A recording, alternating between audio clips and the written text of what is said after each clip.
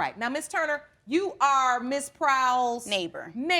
And what do you have to add to this? Well, from my understanding, all three of them being some real deadbeat daddies. Okay. It's a percentage that is your child. It's a percentage that it isn't your child. Regardless, until you know, no one should hold it against this child. But your point is you don't feel like any of the men truly stepped up. And that would be Mr. Gaddis and Mr. Morton because Mr. Laurie didn't know.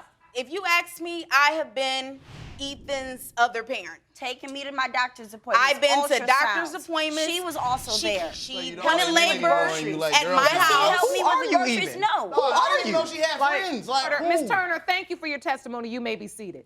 Thank you. Please sit down. Miss Proud, I want to understand your $475 suit. I have receipts and some more proof Jerome, here. will you hand those receipts to me, please? Didn't know you were a bookkeeper. I keep all my receipts because you don't help with nothing. He doesn't buy nothing, Your Honor. He doesn't know if he's the father. That's not obvious to you? How do you want money if we don't know? I better hear you take some responsibility yourself for where you and your baby are today. I'm not saying they got it all the way right. All of you silly. Because you're teenagers, you're young, you have no business even having babies. If you don't require that they protect themselves, guess who is the only one in the equation that can end up pregnant? I can, Your Honor. And when all of them can say they have doubt about whether or not they're the father, who doesn't have doubt about whether they're the mother? I do, Your Honor. Exactly, and that's what teen girls don't think about when you're laying around with little boys because you think you cute, up at parties, having a ball, turned up, and now you're turned out by yourself. Ms. Jones, you are raging, but if there's not enough rage in the world to make him care about you. He doesn't.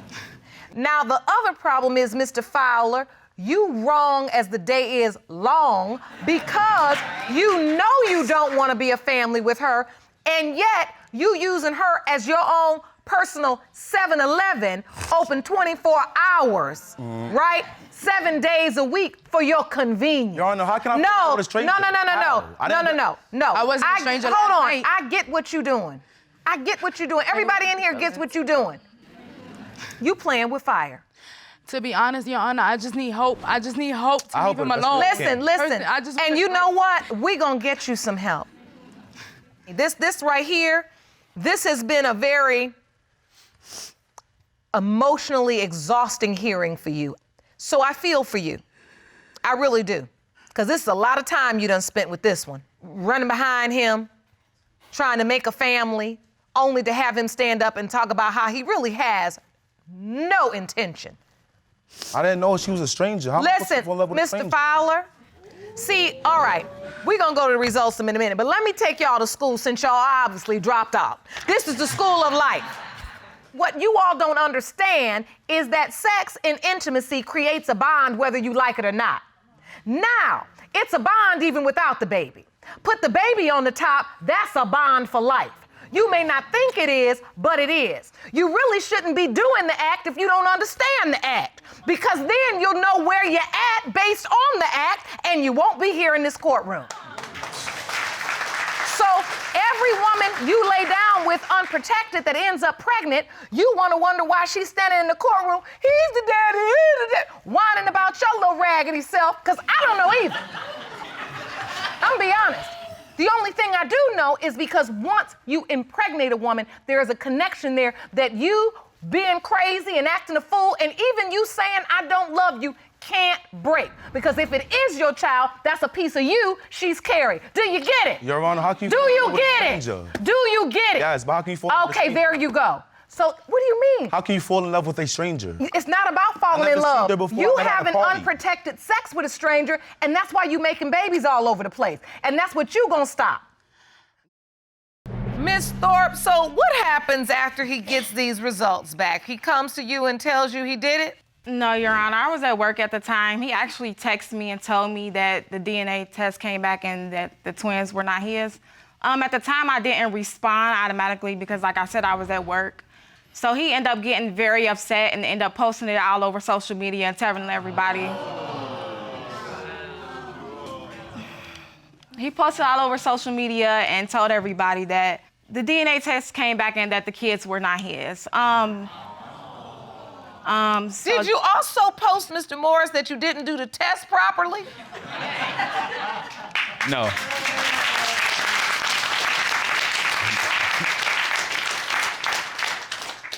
I know you didn't. All right, so now you got it all over social media that these aren't my babies. I've done a DNA test and these aren't my babies, and you lying. That's basically what he's saying. Yes, Your Honor. When I called and said the results, I got a response that was like she knew. She had just said, when I said, I got a test done on the twins, they are not mine. And her response was, oh. Oh! Your Honor, on my defense, I was at work at the time. I wasn't able to respond the way that I wanted to respond. When I got the O, I was, you knew. Right. But Yeah, that's no was- reason to put it on Facebook, though, Your Yeah, Honor. No, that is no reason to put it. At the time, I was more so hurt than, You were being a drama king. yeah. Yeah. Yeah. Because that's dramatic. Because the truth is, that's not just about you or her, that's about the babies. You were both pregnant at the same time. Right. While this young woman was pregnant with your child, Right, and I you just were found still out. having sex with Miss James. Yeah, of course. That's what I said. Well, we all know that because they're, kind of close. So that's why I say, of course, because it's close. But what I'm saying is, let's get back on topic. She called me and told me that she was pregnant, right? I found out from someone else, and then we met and talked about it. That's when she said, she don't want nothing to do with it. Or she don't want me, in her baby's life because I wasn't the father. That's what she told me. That's a lie. Actually, we met. I was at work, and we had met and sat down, and he was telling me how he's so sorry that he did it or whatever. He shouldn't have got her pregnant. This is the truth. And he was just telling me, like, he messed up, and he's like, I have a plan or something, I guess, to take, I don't know. Hold on 1 second. Right. Stop whispering things over to your girlfriend. Let's stay on topic. Yeah. Okay. Well, we on- Okay. Let's be on topic. Let's be on topic. Right. Cause see, I know the plot of distraction. Right. Don't distract her from hearing the testimony that Miss James is gonna tell about what you were talking about to her when she was already pregnant and the way you was lying back and forth so that you could keep having sex with 2 women and then get 2 women pregnant potentially at the same time. I'm trying to direct my questions to you. And I'm looking right at you and I'm listening. I want you to know I hear you and I see you. And I value you. You matter. She do. Like. We got to start changing the words you hear. We got to start changing who we surround ourselves with. We got to speak love, purpose, and grace over our lives, over ourselves. If you got to look in the mirror every morning and say, I am worth it. You have to tell yourself. You have to encourage yourself. Do you understand me? It's not easy. You're not the only woman out here in the fight, or man. Every day we wake up and we have to remind ourselves, you worth it. I slept with this guy on Thursday. You still worth it. I slept with this guy on Friday. You still worth it. I lied to this guy on Sunday. You still worth it. I came up short over here. You still worth it. You're still worth it. You're still worth it. You hear me?